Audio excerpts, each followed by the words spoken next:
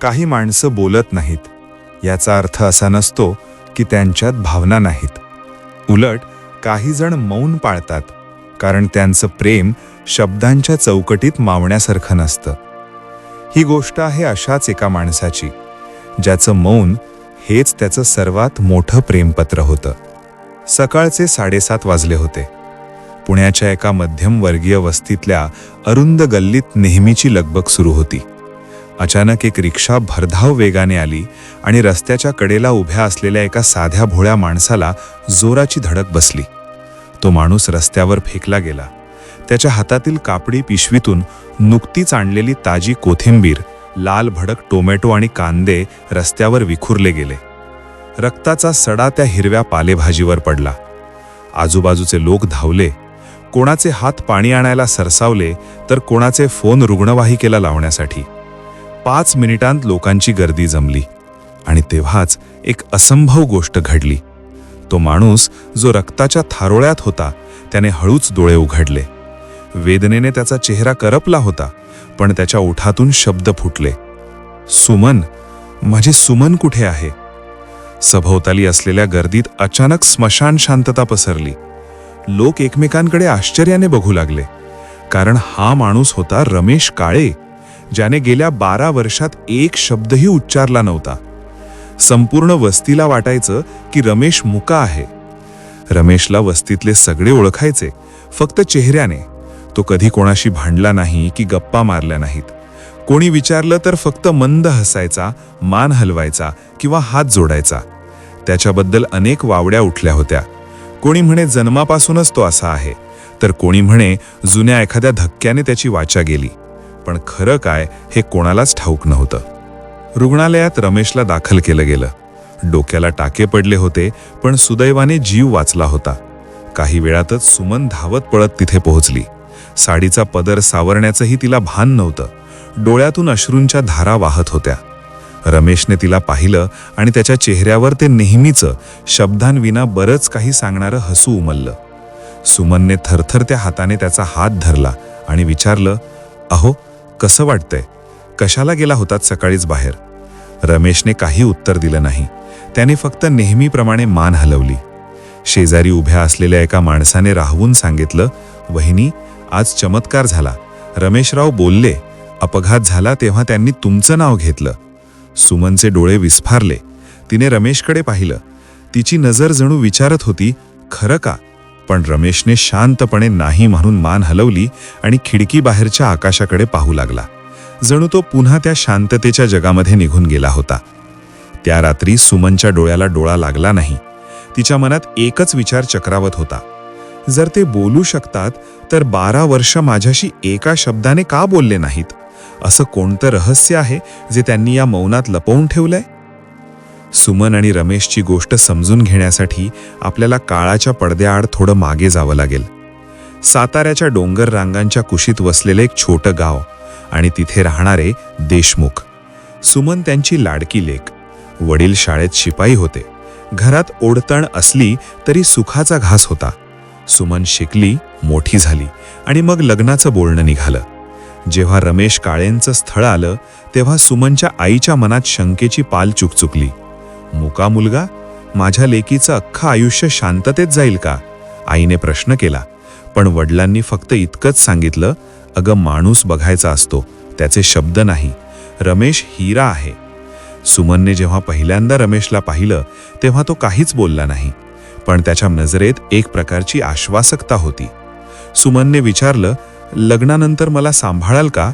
रमेशने काही न बोलता दीर्घ श्वास घेतला आणि त्याच्या चेहऱ्यावर असं काही हसू उमललं की सुमनला हजारो शब्दांपेक्षाही मोठं उत्तर मिळालं. तिने लग्नाला होकार दिला. संसाराची पहिली काही वर्ष आव्हानात्मक होती. सुमन बोलायची आणि रमेश फक्त ऐकायचा. एकदा चिडून सुमन म्हणाली, काय हे आयुष्य? मी एकटीच बडबडतीये. तुम्हाला काही वाटत नाही का? रमेश शांतपणे आत गेला आणि एका कागदावर लिहून आणलं, तू बोलतेस आणि मी ते मनापासून ऐकतो, हेच तर माझ्या प्रेमाचं उत्तर आहे. ते वाचून सुमनचे डोळे पाणावले. तिला उमजलं की रमेश मुका असला तरी तो बहिरा नाही. त्याला सगळं समजतं, उमजतं, फक्त व्यक्त व्हायला त्याच्याकडे शब्द नाहीत. त्यांच्या आयुष्यात अजय आला. अजय हुशार होता, वडिलांसारखाच शांत, पण आईसारखा बोलका. एकदा शाळेत एका मुलाने अजयला डिवचलं, तुझे बाबा बोलत का नाहीत रे? अजयने मोठ्या अभिमानाने उत्तर दिलं, माझे बाबा बोलतात, पण ते फक्त प्रेमाच्या भाषेत बोलतात. रुग्णालयातून रमेश घरी परतला खरा, पण वस्तीतल्या चर्चा थांबत नव्हत्या. काळेजी बोलले, आम्ही स्वतः ऐकलं. हे शब्द सुमनच्या कानात घुमत होते. त्या रात्री तिने रमेशला कागद पेन दिलं आणि विचारलं, तुम्ही खरंच बोललात का? रमेशने लिहिलं, आठवत नाही. पण रमेशने पहिल्यांदाच नजर चोरली. सुमनला संशय आला. तिने दुसऱ्या दिवशी बाजारात परांजपे काकूंना विचारलं. त्या ठाम होत्या, वहिनी, तो आवाज रमेशरावांचाच होता. सुमन कुठे आहे असं ते स्पष्ट ओरडले. सुमनच्या मनात आता प्रश्नांचं काहूर माजलं होतं. ज्या माणसाने 12 वर्ष साधी हूं सुद्धा केली नाही, तो अपघाताच्या वेळी अचानक कसा बोलला? की हे सगळं त्यांनी मुद्दाम केलं होतं? या रहस्याचा उलगडा करायचा असेल तर रमेशच्या आईला, रखमाबाईंना भेटणं गरजेचं होतं. सुमनने ठरवलं, साताऱ्याला गावी जायचं. तिने रमेशला सांगितलं, उद्या आईंना भेटायला गावी जातीये. रमेशने नेहमीसारखीच होकारार्थी मान हलवली, पण त्याच्या चेहऱ्यावर एका क्षणासाठी भीतीची एक सूक्ष्म लकेर उमटून गेली. जणू त्या गावी रमेशचं एखादं खूप जुनं आणि भयान वास्तव गाडलं गेलं होतं, जे आता बाहेर येण्याची वाट पाहत होतं. त्या साताड्याच्या जुन्या घरात रखमाबाईंच्या डोळ्यात साठलेलं 80 वर्षांचं आभाळ आज जणू बरसणार होतं. सुमन समोर बसली होती आणि रखमाबाईंनी आयुष्याचं ते पान उलटलं, जे आजवर कोणासमोरच उघडलं नव्हतं. 6 वर्षाचा होता ग तो. रखमाबाईंचा आवाज कापत होता. त्याचे बाबा रोज दारू पिऊन यायचे, शब्दांनी घर पेटवून द्यायचे आणि मग हातांनी मला मारायचे. रमेश ते सगळं कपाटाच्या आड लपून बघायचा. एका रात्री जेव्हा मार असह्य झाला, तेव्हा तो इवलासा जीव धावत आला आणि ओरडला, बाबा नको मारू आईला. पण त्या नराधमाने त्याला उचलून भिंतीवर आदळलं. त्या रात्रीपासून रमेशचे शब्द कायमचे गोठले. सुमन सुन्न झाली होती, पण खरं रहस्य अजून पुढे होतं. रखमाबाईंनी त्या पिवळ्या पडलेल्या कागदावर लिहिलं होतं. रमेशने लग्नाच्या आदल्या रात्री आईला लिहिलं होतं, आई, मला बोलता येतं, पण मी बोलणार नाही, कारण बोलण्याने माणसं काळजाला जखम करतात. बाबांचे शब्द तुला मार देत होते. मला माझे शब्द कोणाचंच मन दुखवायला नको. सुमन खूप चांगली आहे.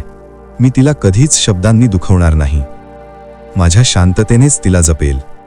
हे वाचून सुमनच्या काळजाचं पाणी झालं. 12 वर्षाचा तो वनवास, ती शांतता, हे सगळं तिचं मन न दुखवण्यासाठी होतं. ती पुण्याला परतली. त्या रात्री घर शांत होतं, पण सुमनचं मन वादळाने वेढलं होतं. तिने तो जुना कागद रमेशच्या हातात दिला. रमेशचा चेहरा पांढरा पडला. त्याची चोरी पकडली गेली होती. सुमन हळूच म्हणाली, तुम्ही त्या दिवशी बोललात, सुमन कुठे आहे असं विचारलत का? रमेशने थरथरत्या हाताने कागदावर लिहिलं, कारण मी तुला गमावण्याच्या भीतीने घाबरलो होतो. माझं मौन तुझ्या अस्तित्वापेक्षा मोठं नव्हतं. सुमनने त्याचा हात धरला आणि डोळ्यात डोळे घालून विचारलं, आताही बोलू शकता? रमेशने लिहिलं, हो. मग का गप्प राहिलात इतकी वर्ष? सुमनचा आवाज हुंदक्यांनी भरला होता. भीती वाटली. माझे शब्द बाबांसारखे झाले तर? तुला दुखवलं तर? रमेशने उत्तर लिहिलं. सुमनने त्याचे डोळे पुसले आणि म्हणाली, रमेश, तुम्ही तुमच्या बाबांसारखे नाही आहात. 12 वर्षात तुम्ही कधी हात उचलला नाही, कधी वाकडी नजर टाकली नाही. तुमचं मौन हेच तुमचं सर्वात मोठं प्रेमपत्र होतं. पण आता मला तुमचं मौन नको आहे. मला तुमचा आवाज हवाय. रमेशने एक दीर्घ श्वास घेतला. त्याच्या घशात अनेक वर्षांपासून अडकलेले शब्द मुक्त होण्यासाठी धडपडत होते. त्याने सुमनकडे पाहिलं. त्याची नजर ओलावलेली होती.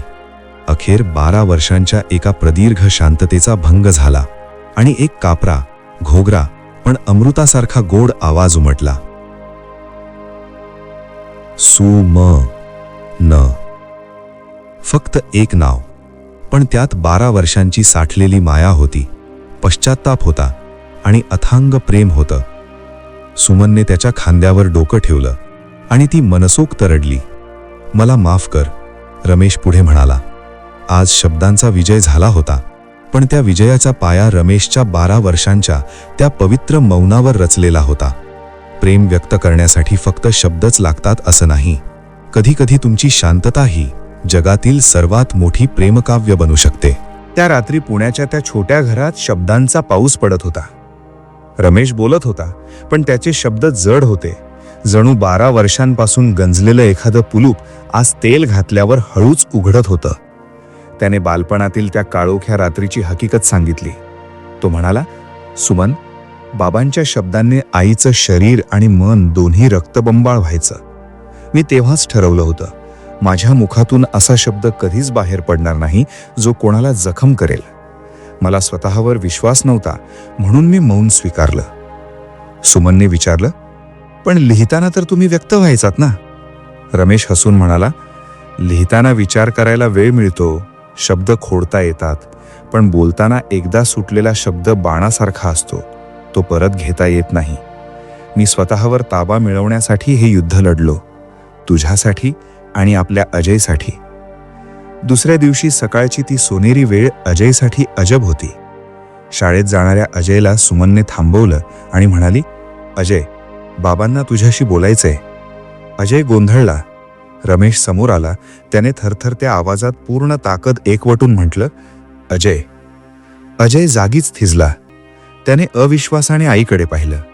रमेश पुढे म्हणाला, बाळा, आयुष्यात खूप मोठा हो, पण एक लक्षात ठेव, शब्दांनी कोणाला कधी दुखवू नकोस, प्रेमाने जग. अजयच्या डोळ्यातून घळाघळा पाणी वाहू लागलं. त्याने धावत जाऊन बाबांना मिठी मारली.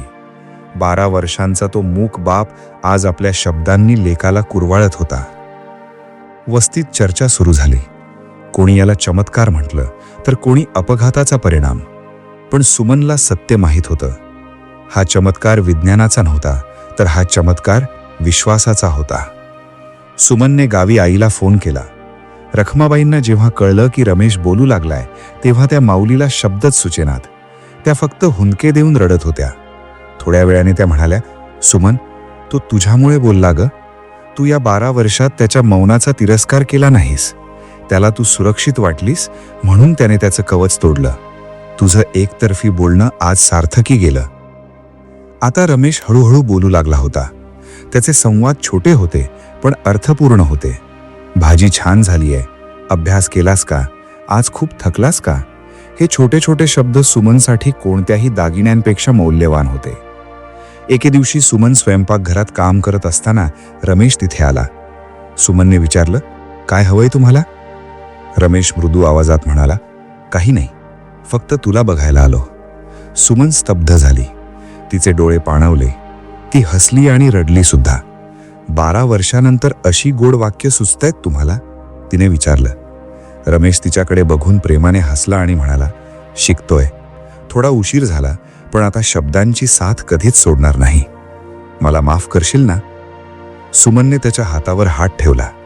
आता तिथे शब्दांची गरज नव्हती, कारण ज्या प्रेमात 12 वर्षांची शांतता सहन करण्याची ताकद होती, तिथे एका माफी शब्दाची किंमत तशीही शून्यच होती.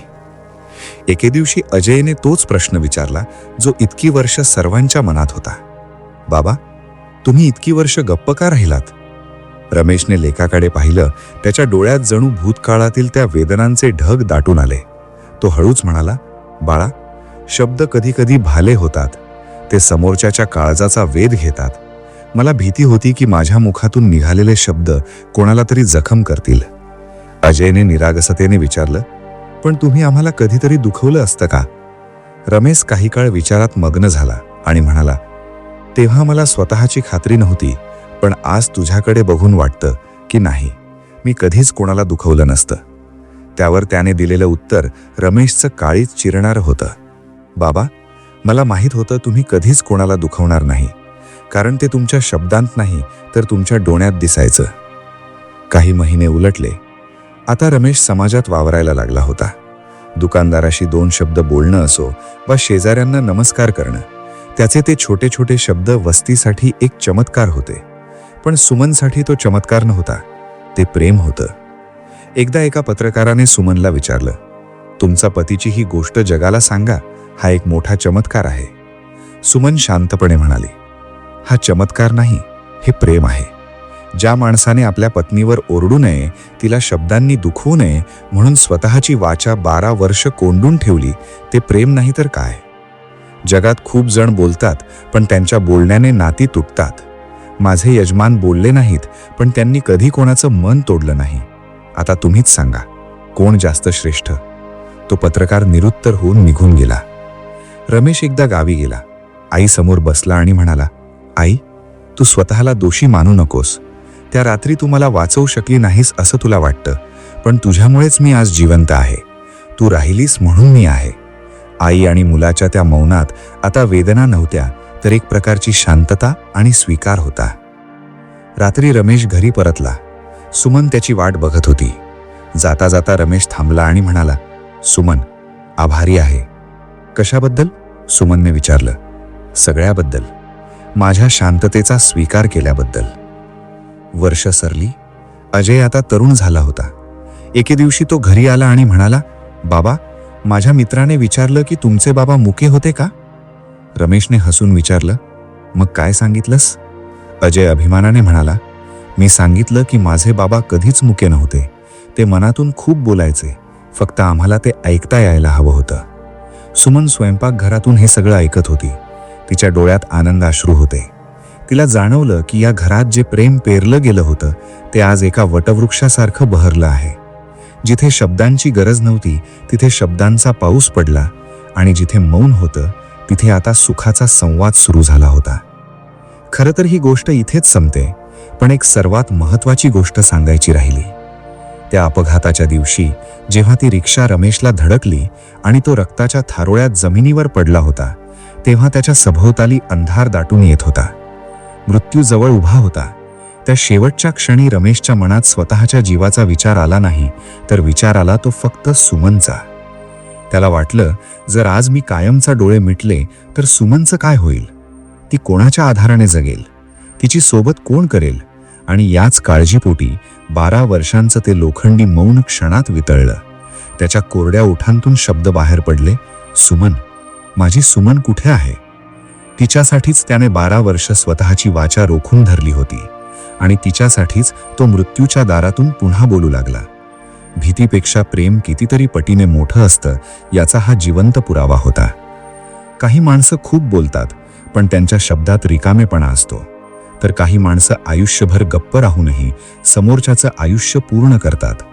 रमेशचं मौन ही त्याची कमजोरी नव्हती, तर ते त्याचं सर्वात निखळ प्रेम होतं. सुमनला हे सत्य उमजायला वेळ लागला, पण जेव्हा कळलं तेव्हा तिने रमेशचा हात घट्ट धरला आणि गहीवरून म्हणाली, रमेश, तुमचं प्रेम कधीच मुकं नव्हतं. कदाचित मलाच ते ऐकायला उशीर झाला. रमेशच्या चेहऱ्यावर तेच ओळखीचं सात्विक हास्य उमललं. तो हळूच म्हणाला, नाही सुमन, तू अगदी वेळेतच ऐकलंस. जगाला तर ते कधीच ऐकू आलं नव्हतं. प्रेम नेहमी शब्दांतूनच व्यक्त व्हायला हवं असं नाही. कधी कधी ते डोळ्यात, कधी स्पर्शात, तर कधी केवळ आपल्या असण्यात असतं. आणि जेव्हा ते 12 वर्षांच्या मौनानंतर एखादा शब्द उच्चारतं, तेव्हा त्या एका शब्दात 12 वर्षांचं अथांग जगणं सामावलेलं असतं. मित्रांनो, रमेश आणि सुमनची ही अनोखी प्रेमगाथा तुम्हाला कशी वाटली? तुमच्या आयुष्यातही अशी कोणती व्यक्ती आहे का जी शब्दांशिवाय तुमच्यावर खूप प्रेम करते? कमेंटमध्ये नक्की सांगा. ही कथा मनाला भिडली असेल तर विकी कथा चॅनलला लाईक करा, शेअर करा आणि आपल्या हक्काच्या चॅनलला आत्ताच सबस्क्राईब करा. पुन्हा भेटूया अशाच एका हृदयस्पर्शी कथेसह. धन्यवाद.